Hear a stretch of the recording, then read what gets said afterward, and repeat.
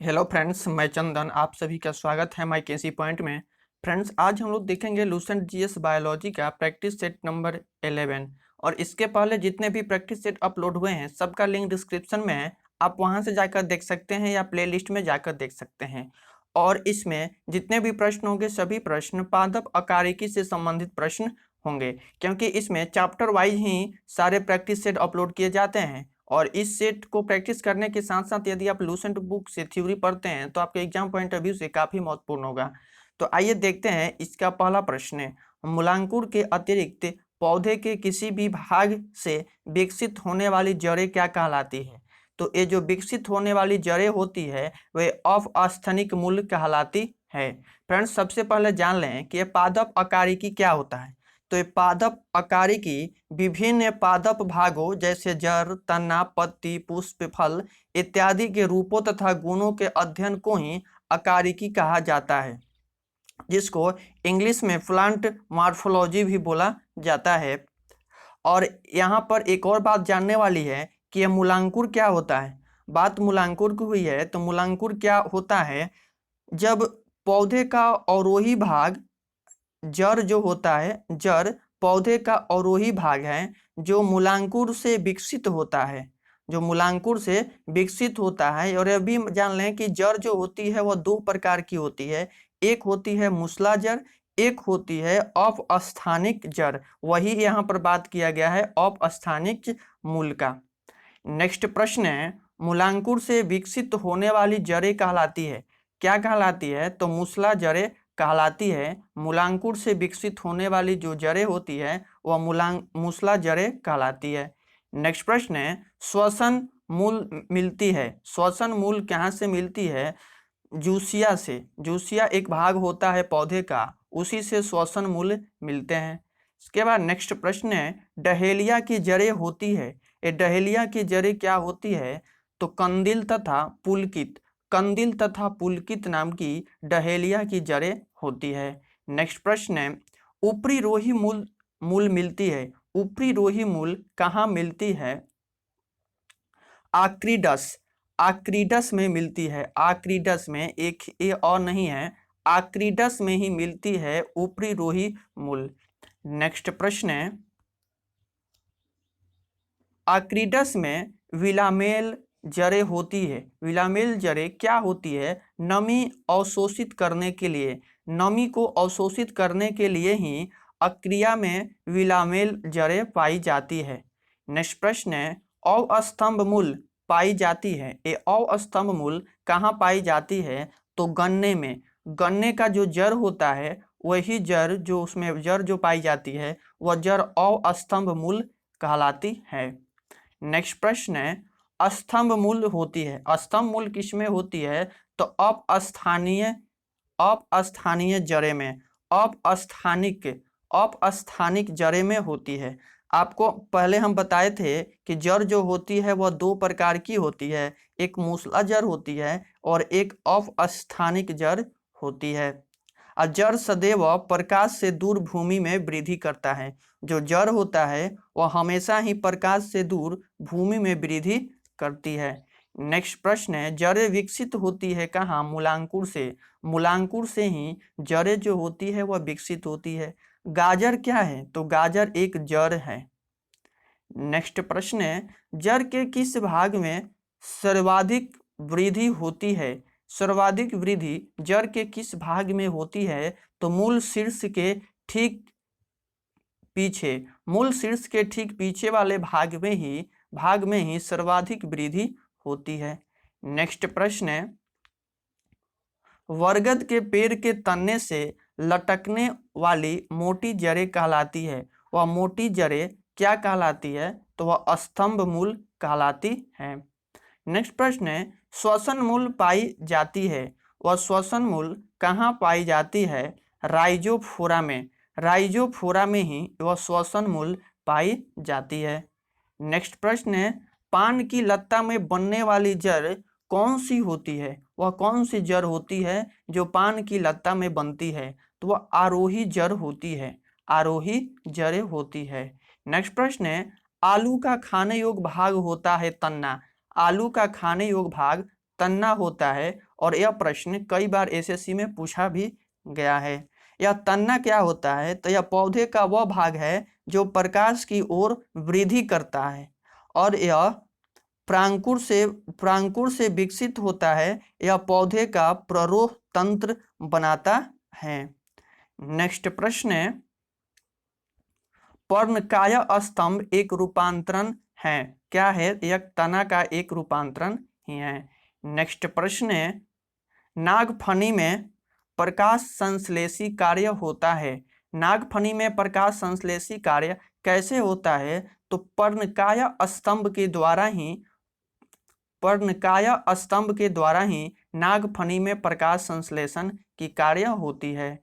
Next प्रश्न है, पत्ता गोभी खाद्य पदार्थों का संग्रह कहाँ करता है? पत्तियों में। पत्तियां में ही पत्ता गोभी खाद्य पदार्थों का संग्रह करता है। नेक्स्ट प्रश्न है, आलू भूमिगत रूपांतरित तना होता है जिसे कहा जाता है कंद। इसे क्या कहा जाता है? कंद कहा जाता है। नेक्स्ट प्रश्न है, प्याज में खाद्य भाग है। प्याज में खाद्य भाग क्या है? तो तना। तना जो होता है वह प्याज में खाद्य भाग होता है, अर्थात खाने वाला भाग होता है। नेक्स्ट प्रश्न है, क्रेप्टस में मूल किसका रूपांतरण है? क्रेप्टस में जो सूल होता है वह किसका रूपांतरण होता है? तो पत्ते का रूपांतरण होता है। पत्ते अर्थात लीफ, जिसको इंग्लिश में लीफ बोलते हैं, यह हरे रंग की होती है। इसका मुख्य कार्य प्रकाश संश्लेषण क्रिया के द्वारा भोजन बनाना होता है। नेक्स्ट प्रश्न है, पुष्पों का अध्ययन क्या कहलाता है? तो पुष्पों का अध्ययन एंथोलॉजी कहलाता है। पुष्पों का अध्ययन एंथोलॉजी कहलाता है। पुष्प होता है फ्लावर, यह पौधे का जनन अंग होता है। पुष्प में बाह्य दलपुंज, दलपुंज, पुमंग और जयांग पाए जाते हैं। इनमें से पुमंग नर जननांग एवं जयांग मादा जननांग हैं। नेक्स्ट प्रश्न है, वे पौधे जिनमें कभी पुष्प नहीं बनते हैं वे कहलाते हैं, क्या कहलाते हैं?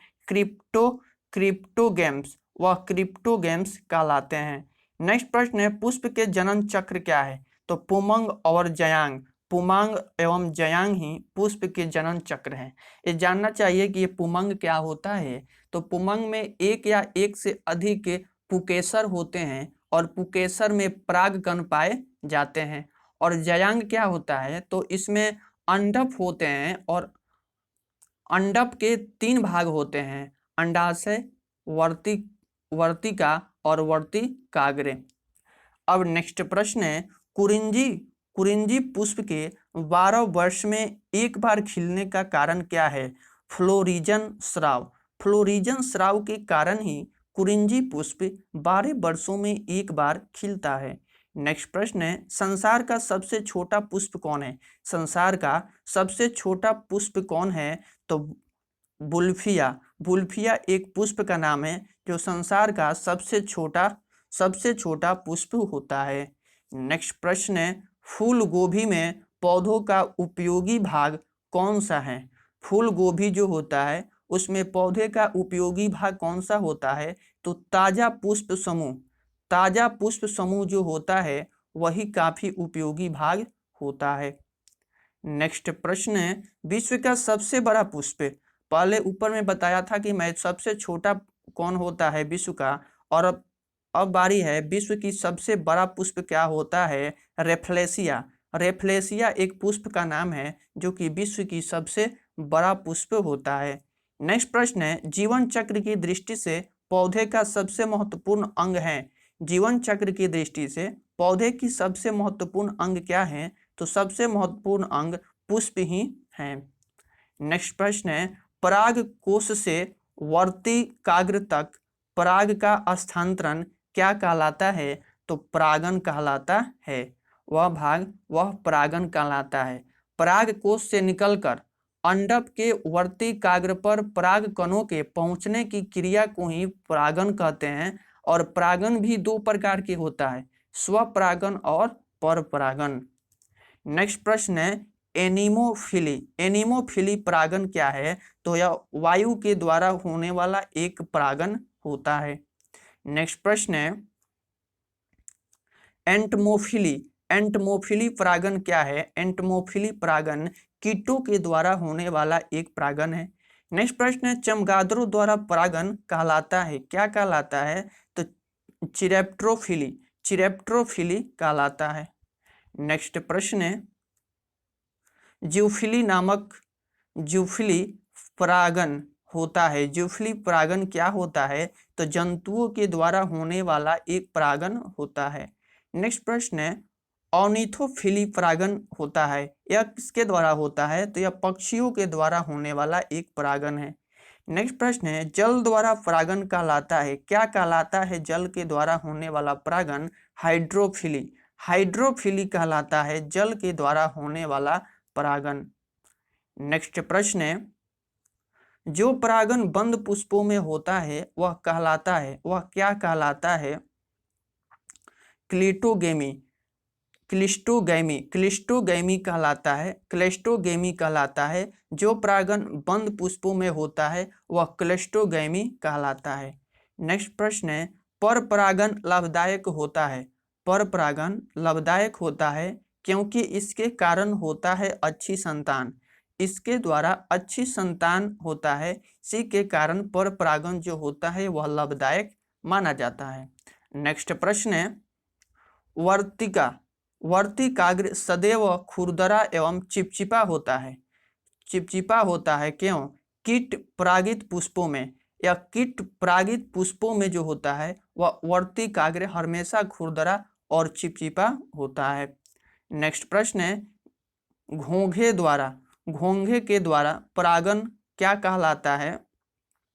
मेलेकोफिली, मेलेकोफिली कहलाता है जो घोंघे के द्वारा परागन होता है। फ्रेंड्स इसमें जितने भी प्रश्न दिए गए हैं वह सभी प्रश्न आपके एग्जाम पॉइंट ऑफ व्यू से काफ़ी महत्वपूर्ण हैं और इन सेट को प्रैक्टिस करने के साथ साथ आप लूसेंट बुक से थ्योरी भी पढ़ते चलें। यह बायोलॉजी का वनस्पति विज्ञान का ही भाग है। तो फ्रेंड्स यदि वीडियो पसंद आई हो तो वीडियो को लाइक करें और चैनल पर पहली बार आए हैं तो चैनल को सब्सक्राइब करें और अपने दोस्तों के साथ भी शेयर करें ताकि उनको भी कुछ हेल्प हो जाए। तो मिलते हैं नेक्स्ट वीडियो में, तब तक के लिए बाय, टेक केयर।